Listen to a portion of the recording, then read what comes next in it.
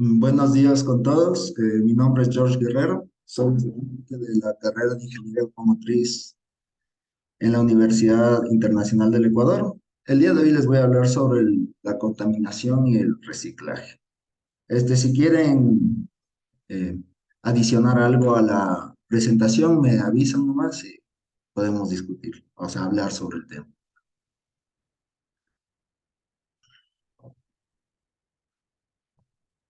Ok, en esta presentación vamos a hablar de tres temas principales: el calentamiento global y efecto invernadero, el reciclaje y reutilización y la clasificación de desechos y basura.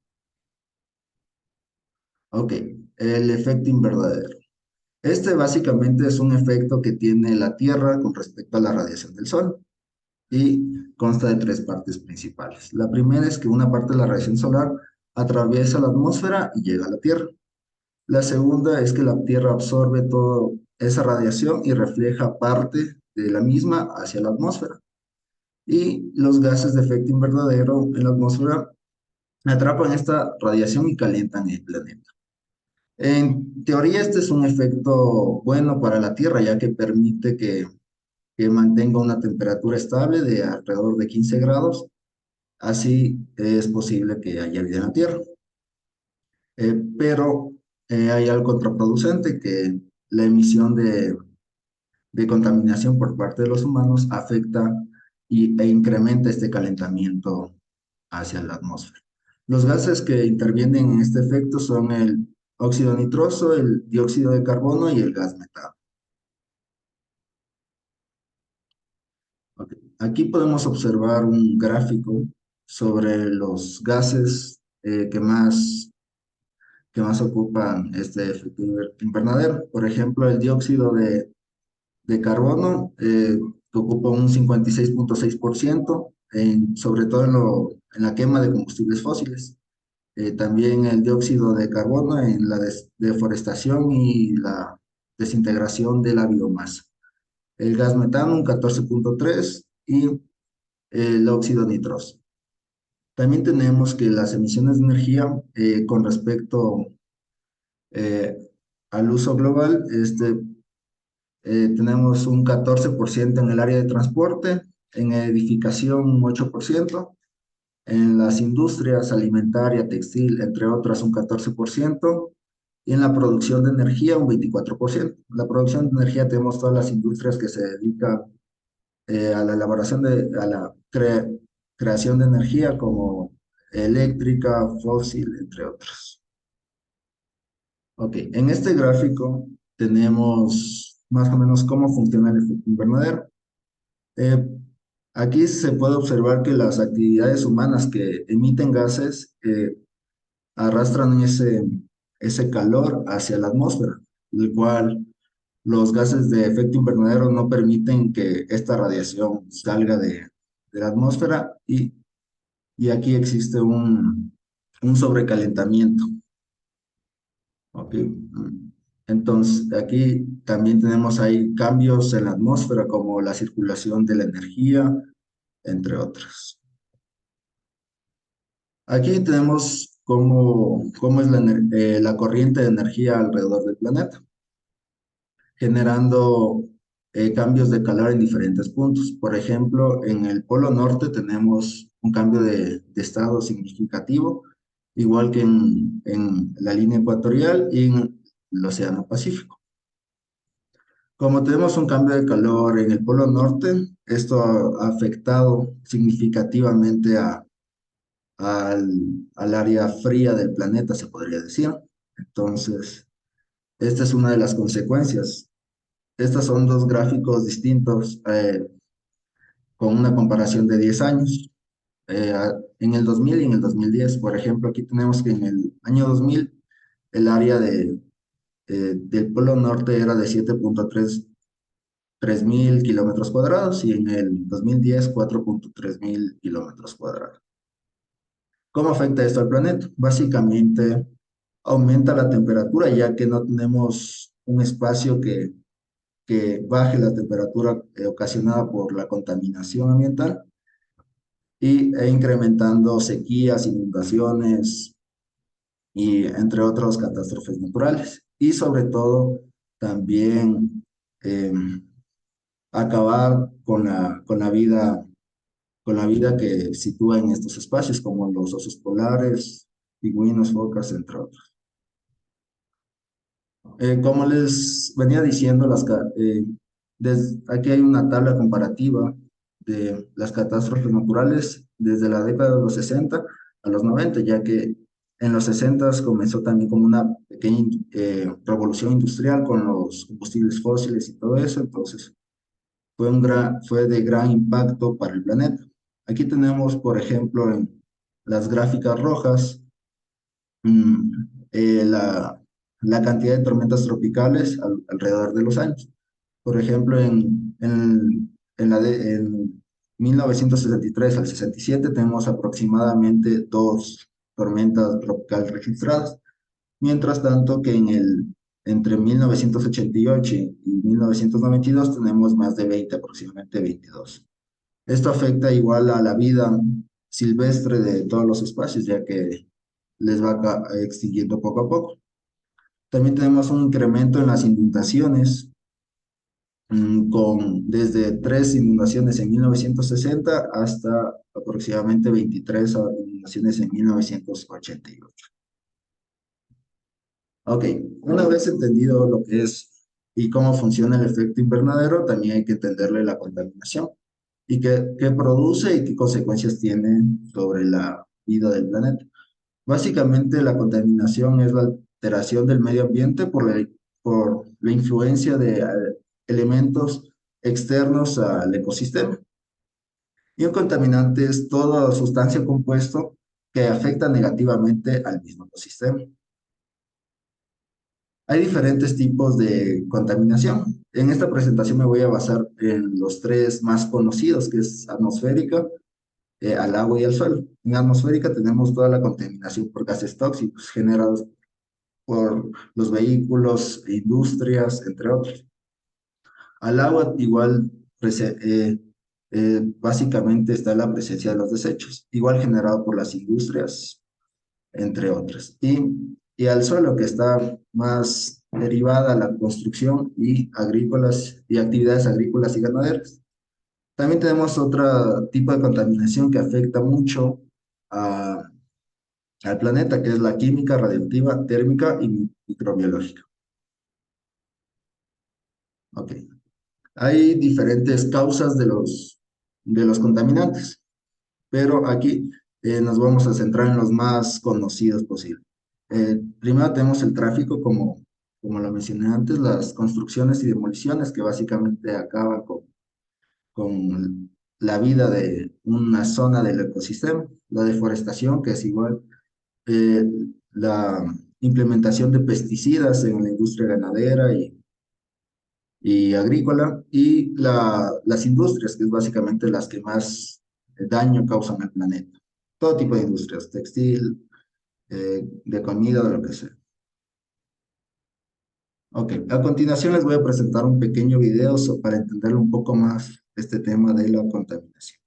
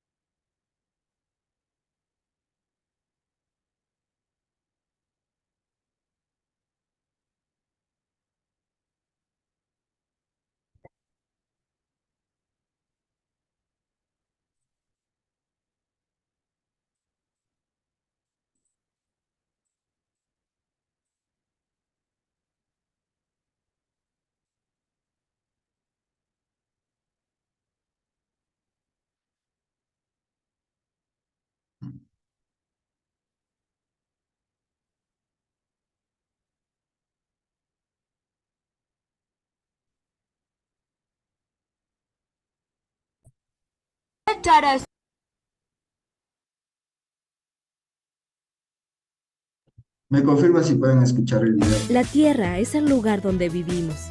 Y si queremos cuidar nuestro único hogar, es importantísimo no contaminarlo ni hacerle daño.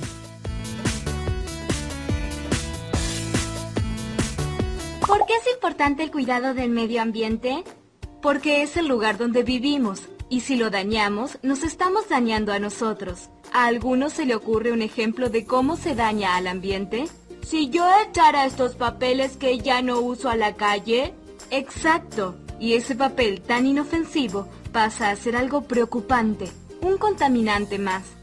¿Qué es un contaminante? Un contaminante puede ser cualquier factor químico, físico o biológico que en determinado ambiente nos haga mal. Pueden provocar un deterioro en la salud de la población o dañar la vida animal o vegetal. ¿Qué son los factores químicos, físicos y biológicos? Cuando uno piensa en contaminación relacionada con factores químicos, enseguida nos viene a la cabeza una chimenea industrial emitiendo humo a la atmósfera. O un río con aguas contaminadas y peces muertos en la orilla. Muy bien. En los dos casos, la contaminación es producto de que se vuelcan sustancias químicas al medio ambiente. Entre los factores físicos que contaminan encontramos, por ejemplo, la temperatura. ¿La temperatura contamina? Si es mayor que lo normal para un ambiente, sí. Les doy un ejemplo. Existen industrias que necesitan agua para mantener frescos los productos o las máquinas que ellas utilizan. Estas industrias en general se ubican en las márgenes de los ríos para que sus aguas o parte de ella pase por su interior. ¿Y qué ocurre si una sustancia fría se pone en contacto con otra más caliente? La más fría se calienta. Correcto, por lo tanto, el agua que salga de la industria va a estar varios grados por encima de lo normal. Termina elevando la temperatura del lugar y haciendo un ambiente para el que sus animales y vegetales no están adaptados a vivir y muchas veces terminan muriendo. La contaminación biológica se produce por la introducción de microorganismos dañinos para la salud o el ambiente. ¿Pero quién arroja microorganismos al ambiente? No es que se viertan directamente microorganismos, sino que se favorece que se reproduzcan. Les doy un ejemplo. Por lo general, las cloacas se desagotan en ríos o mares, pero antes que el contenido de estas cloacas llegue al agua, se debe hacer un tratamiento especial para no arrojar materia orgánica que sale de nuestros baños, nuestras cocinas y de las alcantarillas de las calles. Un tratamiento mediante el cual estos residuos se eliminan. De otra manera, toda esa inmensa cantidad de bacterias, virus y hongos crecería mucho, provocando varios cambios muy dañinos en el ambiente y nuestra salud. Mati, ¿me ayudas a juntar las hojas secas del jardín? Seguro, mamá. ¿Qué quieres hacer con ellas? Las quemaré. Pero, mamá, el humo produce contaminación atmosférica. Pero es muy poco. No importa que sea poco, nosotros podemos ayudar evitando que ese poco de contaminante no vaya a la atmósfera. Oh, tienes razón. Traeré una bolsa para juntarla. ¿Desde cuándo te has vuelto tan ecologista? Desde que me di cuenta que la contaminación no es solo cosa de las grandes fábricas. Cada uno en su casa puede ayudar a que tengamos un ambiente mejor. Es verdad, Mati. Todos podemos colaborar. Qué importante lo que aprendimos, ¿no? Saludos a Cassandra Molina Segurola y a Diego Iturra Campos. Gracias por escribirnos.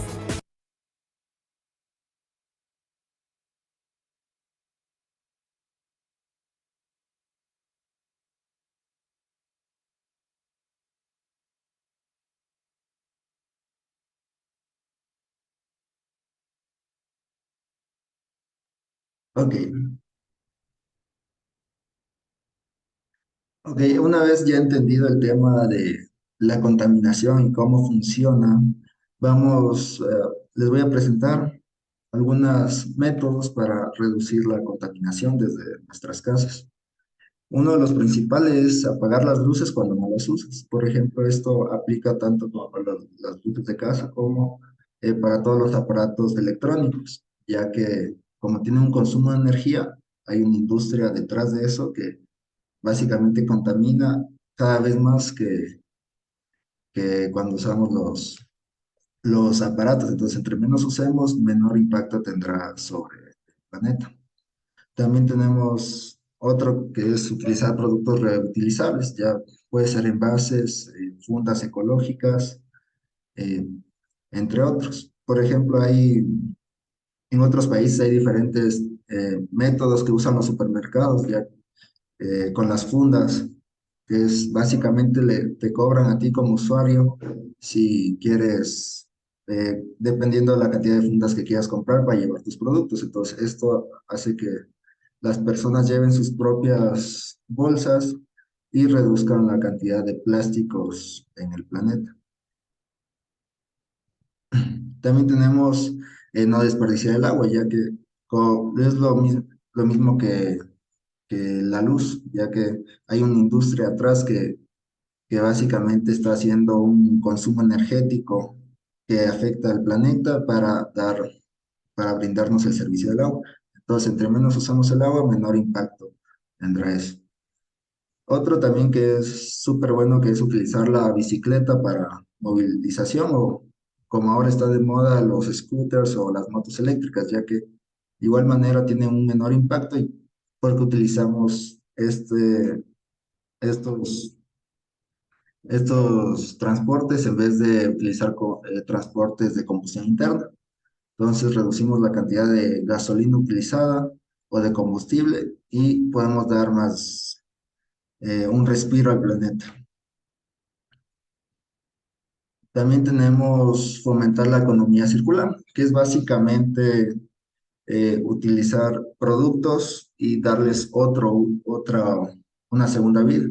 Este tiene 6 partes principales, que es la recogida, el reciclaje, el tratamiento del producto, el diseño para hacer otro producto con lo mismo, la producción y retransformación del producto, el transporte y otra vez como destino final, como consumo, entre otras.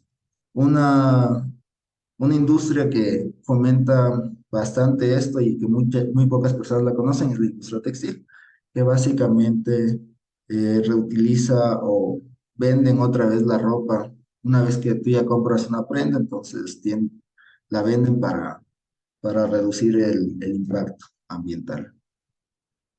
Por último, vamos a hablar sobre la clasificación de la basura. Básicamente la basura se clasifica en 3 partes principales: la orgánica, inorgánica y desechos peligrosos. La orgánica es todo tipo de basura que podemos implementar en huertos y entre otros. Por ejemplo, en un hogar aproximadamente el 50% de la basura generada es orgánica. Entonces, otro método para reducir el impacto ambiental sería utilizar todos esos desechos orgánicos e implementarlos en un pequeño jardín o huerto que tengamos en nuestro hogar. Entonces, como disminuimos básicamente el 50% de la basura generada en el hogar, eso significa que cuando nosotros vayamos a botar el resto de basura, vamos a ocupar menos bolsas de plástico y nos vamos a tener más tiempo de vida útil, y los camiones de basura o el organismo que se encarga en desechar la basura va a tener menos contaminantes que sean dañinos para la empresa, pues digo, para el medio ambiente. Ok, por último tenemos el uso correcto de contenedores. Todos hemos visto este tipo de contenedores. Entonces, lo importante es saber para qué sirve cada uno de ellos. El contenedor amarillo básicamente abarca todo lo que es cartón, hojas, papel, plásticos, entre otros, que son productos que son de fácil reciclaje. Entonces, hay muchas empresas alrededor de Quito que se dedican a comprar estos desechos y darles una segunda vida. Por el siguiente tenemos contenedor verde, que básicamente ahí abarcan todos los desechos orgánicos. Entonces, como les digo, esto nos sirve para separar la basura y tener menos espacio de basura en el planeta. Después tenemos el contenedor azul, que básicamente abarca todo lo que son vidrios, espejos, todos esos objetos cortopunzantes, entre otros. Ok, después tenemos el contenedor rojo, que básicamente se usa en hospitales para botar medicinas, medicinas, entre otros. ya que eso no podemos botarlo al medio ambiente porque encima de que causa contaminación, tiende a matar más rápido a los seres vivos por los químicos que tienen las medicinas. Y el contenedor negro, que igual se usa netamente en hospitales para elementos de un solo uso, como jeringas, guantes quirúrgicos, las bolsas donde van la sangre, entre otras. Muchas gracias por su atención.